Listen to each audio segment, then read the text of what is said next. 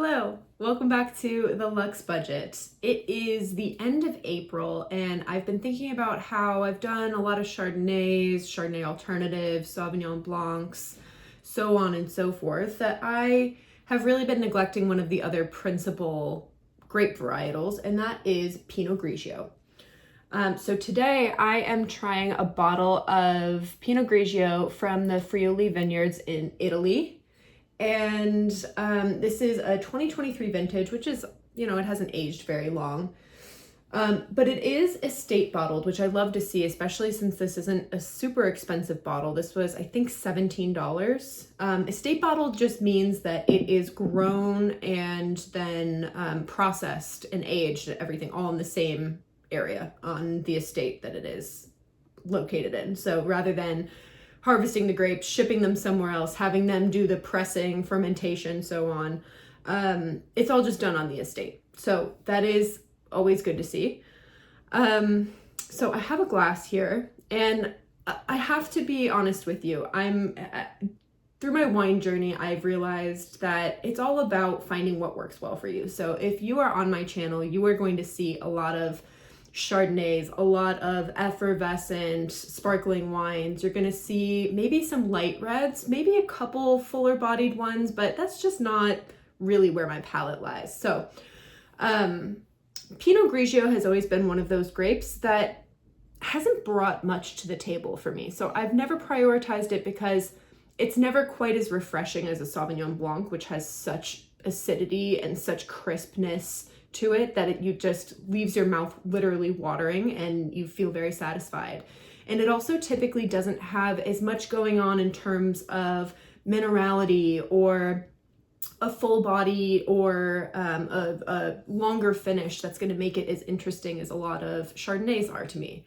Now, I am constantly trying to prove myself wrong and trying things. I did that recently with a rosé, and I realized I like rosé more than I thought. So this is a process, right? I'm gonna we'll do our little tasting of this and then I'll say more.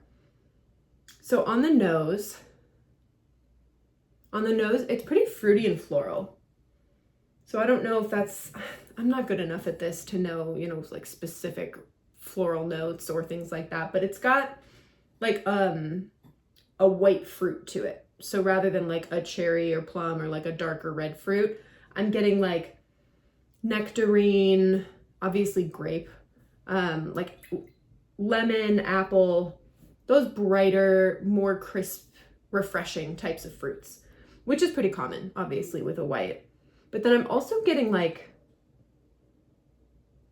something that's bringing it down in a good way. So like a little bit of a minerality. I'm smelling, I don't know if it's like flint or shale, or again, I don't know enough about the specifics yet.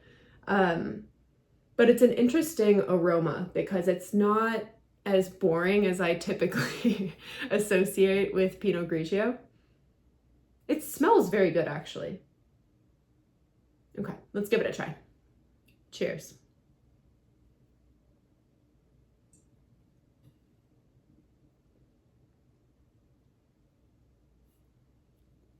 It's a little bit more acidic than I would have thought. It's got that like mouth-wateriness to it, but it's not quite as like citrusy as I typically associate with being very acidic. I do taste a little bit of like lemon or something like that, but it's not as pronounced as you would typically get in like a Sauvignon Blanc or something like that, or like even a dry Riesling. It's pretty well balanced, I'll say that. But I think so far when something is super well balanced, in my head, that just makes it a little bit boring. It's pretty dry. It's very crisp. And it's got a pretty long finish too. And by finish, if anybody doesn't know any of these words, I'm just learning them as well. A finish is basically like how long it sits on your palate after you have swallowed it or spit it out. So how long is it hanging around? A lot of times if you have like a cheaper Sauvignon Blanc, the finish is like that. It's going to go away right away. Actually, in one of my last videos, the less expensive white Burgundy that I had such a quick finish that it was almost like, what did I just drink? I'm pleasantly surprised actually by just this wine in general. Again, I think I just need more experience with Pinot Grigios, because maybe it's that I'm not the biggest fan typically of Italian wines, or that just this grape doesn't do it for me specifically. I'm impressed, but I'm not blown away. Again, especially because this was less expensive. This was $17, I think. I'm not upset with this wine. I wouldn't be embarrassed about bringing this wine to my friend's house, or if I was going to serve this with hosting. I feel like this would be good, you know, stereotypically with like a shellfish or like a thick and creamy pasta. I feel like it wouldn't have to compete too hard for like maybe a risotto or something like that. But I'm also thinking maybe like a salad with goat cheese and like some fresh spring or summer fruits in it. I'm not mad at this wine, but again, I think I just need to try some more Pinot Grigios. I might be a little bit prejudiced against them.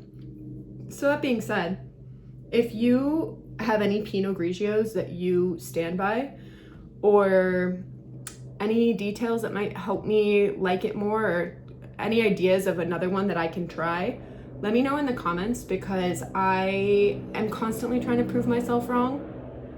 And yeah, if you can share any details, let me know.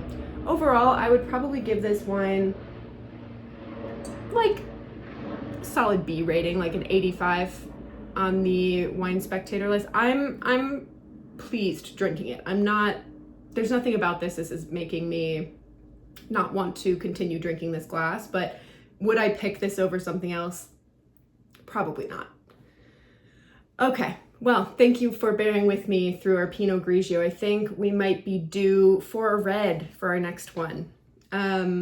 If you have any other ideas or suggestions, let me know in the comments. Thank you for joining me. I hope you have a great week. Cheers.